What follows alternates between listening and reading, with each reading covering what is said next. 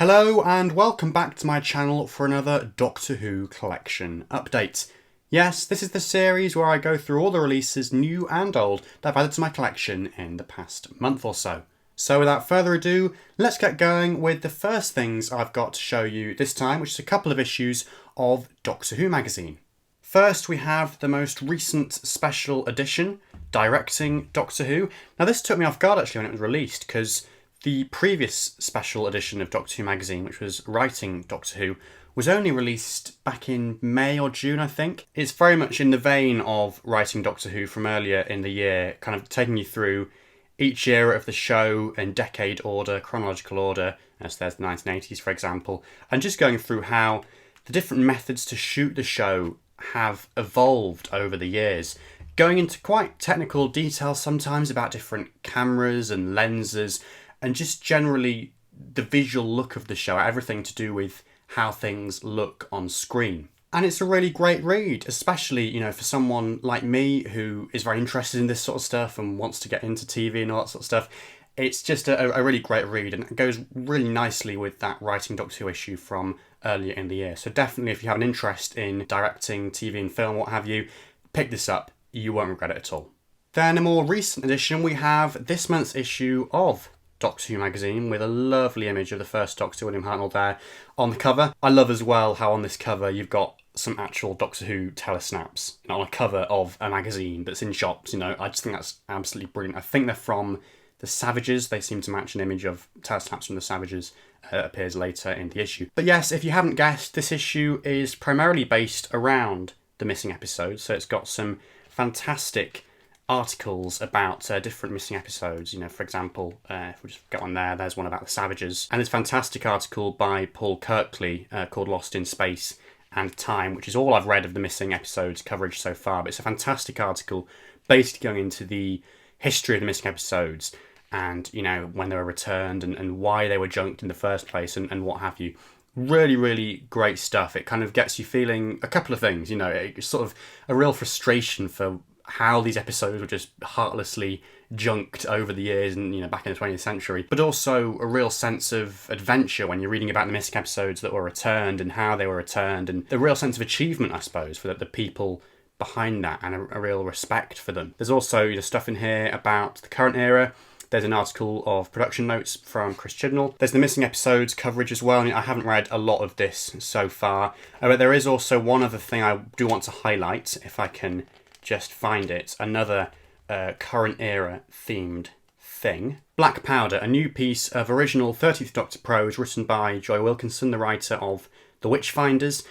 Really, really loved this actually. I just read it this morning. It got some beautiful new illustrations as well. So that was really great.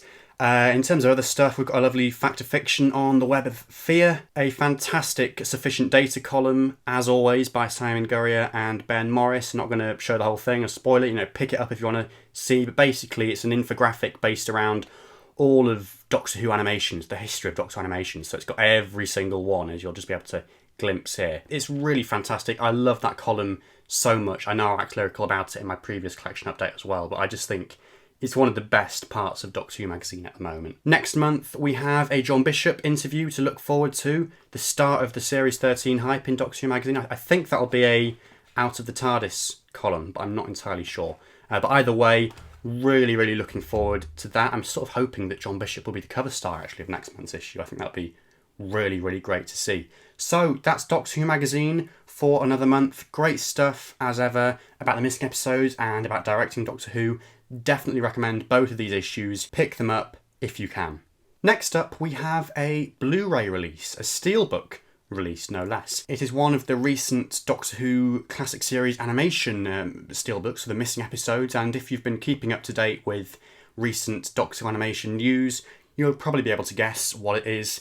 It is, of course, the second Doctor serial, The Web of Fear, returns to the archive in 2013 after being missing for a good few decades, and recently updated for this year with a newly animated episode 3, which is of course still missing from the archives. Now, I wasn't initially necessarily planning on picking this up. I have actually missed out two of the most recent Patrick Troughton missing episode animations. The Web of Fear is one that I just picked up off the cuff today in HMV for a couple of reasons. First of all, I was just really curious to see for myself the newly animated episode 3.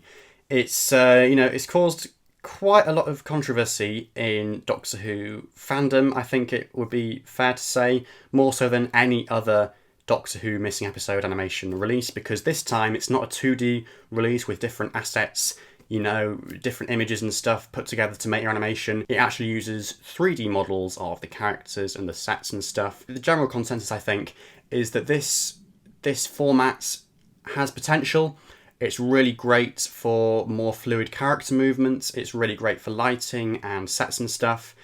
Not so great for the characterization of the individual characters. The likenesses in particular of the characters is a bit off. I think it would be fair to say. I mean, again, I haven't watched this yet. I'm just going off what I've seen and what I've heard. Now, I don't know. I've seen a lot of people be, I think, perhaps slightly unfairly critical of this. So, as I say, I was just really keen to have a look for myself. And there is another reason why The Web of Fear is a story that I have a sort of personal connection with. Sort of one of my closest connections to Doctor Who, I guess you could say. It's pretty tenuous. But basically, my granddad's cousin on my dad's side actually played a Yeti in this story. A chap called John Lord, I think his screen name was. So I've always been pretty intrigued to see this story and to see what it's all about. I mean, obviously, I could have done that already, when the episodes were returned back in 2013, but just never got around to it. And now that the new edition was out, I just thought, you know what, I'm going to pick it up. I'm intrigued to see the animation, and also I've got that personal stake as well of wanting to watch this story. It's nothing major. I'm not going to recognise him because I barely know the chap, and he's in a monster costume. He also had a couple of non-speaking roles in 60s and 70s Who, I think. He was definitely in The Ambassadors of Death in a non-speaking role in episode 4 or something, just as a henchman in that bunker where Liz Shaw is kept. And also, I believe he was also in The Invasion or something like that, possibly as well, as a warehouse worker or what have you. All of these roles, I think, were uncredited. As I say, they're fairly minor little bit parts, but a lovely connection nevertheless to have to Doctor Who and to this era of Doctor Who as well. To be able to say that I'm related somehow, sort of, to someone who played a Yeti in Doctor Who. That's quite a nice thing to say. So let's take a look inside, just briefly. Fantastic. So yeah, I think I'm right in saying, yes I am, that this time we get a proper little booklet about these episodes, with lots of text and images inside. Obviously that artwork as well for the DVD and Blu-ray by Lee Binding is phenomenal. I was sort of tempted to pick up that release. It's definitely going to be an interesting experience. I mean, I haven't seen the episodes themselves, the existing episodes, so to be honest, I can't go wrong with those. The animation, I'll see what I think. I'm going into it with an open mind, and bearing in mind as well, it is just a reconstruction. It's not the real deal. It's not meant to be the real deal. I'll see what I think and perhaps let you know in my next collection update or somehow else on the channel what I thought of that. But yeah, a lovely product to own nevertheless, and something you can also pick up if you are that way inclined from all the usual retailers, I think, HMV, Amazon, etc. In fact, I really am playing catch up because the next thing I have is an issue of The Complete History, which I actually got last month and I forgot to include in last month's collection updates. So yeah, not much to say about this because, again, it's not something that I've actually got round to reading or consuming yet. It's one of the issues that I was missing for various reasons. I was missing 3 issues. I've got all the rest of them, so I've got 87 of them. The only problem is that those 2 and this one as well are quite difficult to get hold of these days. Some issues of The Complete History are easier to get hold of than others. I did pay a little bit more than I would have liked to for this, because bearing in mind they retailed at £10 each. I think I paid something like just short of 20, maybe 18 for this. But it's been on the list for a long time, and I'm glad to have the gap plugged. And yeah, we'll hopefully get around to reading this at some point. Don't know when, but The Complete History, is fantastic. The issues I read at the time, as they were coming out, were always great, so I'm sure this will be no exception. Next, we have another book, one that I have read about half of, so I'm doing slightly better with this one. It is Script Doctor by Andrew Cartmel, a memoir of Andrew Cartmel's time on the show as script editor in the 1980s, and so also, therefore, a memoir of Sylvester McCoy's time on the show, because Andrew Cartmel was a script editor for all of McCoy's season 24, 25 and 26. Now this was originally released back in the early 2000s, I think. It was reprinted for the anniversary in 2013, the 50th, and this is a brand new edition for this year with a brand new cover, and I think all the content is basically the same. There might be a couple of new additions or alterations or whatever, but it's a new print run from a company called 10 Acre Films, I think it is, yeah, 10 Acre Films, who are doing a new print run of this with this lovely new cover. I wasn't initially planning on picking this up again necessarily, like with The Web of Fear, but then I saw online that they were kind of running quite low on copies, and this being a limited print run, I thought, oh gosh, I better get my hands on this, otherwise I might regret it in years to come. I think actually it might have sold out and then come back in stock, and that's what really persuaded me to pick this up. And yeah, definitely don't regret it. It's really, really great. It's got lots of great content in here about the behind the scenes of Doctor Who. Lots of stuff you wouldn't hear on the behind the scenes documentaries and things necessarily. A really great thing to read off the back of the season 24 collection box set, which I watched most of recently. I've rewatched all the episodes, not quite got through all of the special features, but thoroughly enjoyed that, as you'll know if you've watched my previous collection update. I have really fascinating to watch season 24 again and sort of reappraise it. And this goes hand in hand with that. It's great to get more of an insight on what was going on behind the scenes, why things didn't quite work out perhaps as they might have done.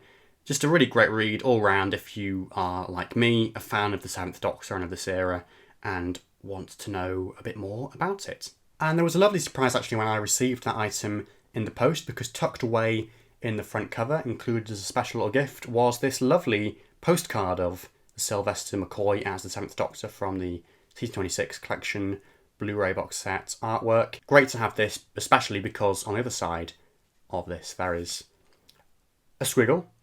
Admittedly it's a squiggle, but joking aside, this is Andrew Cartmel's signature autograph. So really, really lovely to have that as a special gift. They didn't say they were going to include that, it wasn't in the listing or anything. Really, really nice that they did put that in there for us. Really, really lovely thing to have. There's one more book for this month, again, something I just picked up today, actually, on the day of recording, alongside my Web of Fear Steelbook from HMV. It's one of those things where you can get a book discounted slightly if you buy it with another purchase. It is The Pirate Planet. Now, you might be getting deja vu. You might be thinking, what, Richard? You only had a copy of The Pirate Planet in book form just last month. That was the Target novelisation. This is the original novelisation by James Goss, working from the story by Douglas Adams. And it's a considerably thicker book, and if the note in the front of the Target version is anything to go by, quite a different book. And just from flicking through, that is evident pretty much straight away. Like on this page, for example, there's bullet points just randomly in the middle of the prose. The contents page, or rather pages, are different as well, considerably, because there are multiple parts to this story. I think 4 parts in total. It's a larger scale story. It's before it was stripped back for television, so it's going right from the original drafts, and is quite different, I believe, to the television story, because it literally is just faithful to that original storyline and intention. So I'm very much looking forward to reading this. I probably won't read it straight away just because I have only just finished reading the Target version, but suffice to say, I really enjoyed the Target version. It's one of the best Target books I've read. With James Goss also doing this version, I'm sure this will be no different, and it'll be really interesting to see how it does differ from that, and eventually, when I've seen the TV story, from the TV story also. So a really great thing to have. And last but not least for this month, we have a couple of character options figures. Both of these are from the Classic series line. Both of them were unplanned, unexpected additions to the collection within the past few weeks or so. Both of them came from people I follow and that follow me on Instagram as well. To give you a bit of context for the first one, basically a chap called Joe Plum, Joseph_Edwin_Plum on Instagram. He does great stuff with 12th Doctor cosplay, so go and check him out if that's up your street. Basically, Joe got in touch and said, I've got this Genesis of the Daleks Davros figure going spare, and I love the channel, and I know you collect the 5-inch figures, and I thought you might like him. I do have one classic Davros already, probably the most common variant, I think. It is this one here, the Revelation of the Daleks Davros with his alternate hand when it's blown up and the removable panel and what have you. Lovely to have a Terry Malloy Davros, but I have always sort of harboured that desire to have some of the other releases of Davros from the classic series, and in particular the original Michael Wisher Davros from Genesis of the Daleks. So you can imagine, when this offer came through, I really was like, oh my god. There was one very, very, very minor catch to this, which is the fact that this Davros figure does have 1 or 2 defects. I think the most noticeable of those is that he's missing the microphone. But to be honest, I am just glad to actually finally have a Michael Wisher Genesis of the Daleks Davros. So without further ado, here he is. Such a fantastic figure. Just look at that and that head sculpt, and you would not know that he's missing anything there. To be honest, I think the microphone is sort of attached at the back somewhere on the proper release and stretches around to the front, so it should be there somewhere. But like I say, to be honest, you would not know, because that is a fantastic figure nevertheless. He just totally looks the part. I am just really, really, really, really chuffed to have this. It's a figure that I never really thought I'd get, because those 4 packs with Davros from the classic series go for incredibly silly money on eBay. Stuff like £150, £200, whatever. It was just completely out of my price range. So to get that offer from Joe just really was amazing. And I want to say to him again, publicly, thank you so much for this. I will treasure him. Really, really, really chuffed to have him. And yeah, I can't quite believe he's actually here in my hands. Then the next figure-related surprise from Instagram, and the last thing I've got to cover this month, came from the account Custom Who on Instagram, who does fantastic work with the figures, figure photography. I think he posts practically every day, so do go and check that out if you're into that sort of thing. But basically, I had, just for fun really, put together a visual representation of every Character Options figure that I'm missing from my collection. I had a list, in list form, but I wanted to see it actually represented visually. So I made this composite image of all the figures I'm missing. And just on the off chance, I put it out on Twitter and Instagram and just said, if anyone has any of these going spare, please do talk to me and I will make you an offer. So to cut a long story short, Custom Who got in touch and was able to offer me this lovely Earthshock Cyberman. Look at that. What a fantastic figure. Originally released obviously back about a decade ago now in the second wave of classic single-carded figures. Quite similar to the Attack of the Cyberman re-release that came in 2016, I think, just with very minor differences like black eyes and different boots and a slightly different gun. So I did already have quite a similar figure to this, but nevertheless, again, like the Genesis Davros, I've always wanted to have an Earthshock Cyberman just to plug that gap. So it's lovely to have both of these 2 new additions to the classic section of my shelves. Thank you so much again to Joe and to Custom Who for offering me these and selling them to me. And yeah, really, really pleased to have both of them.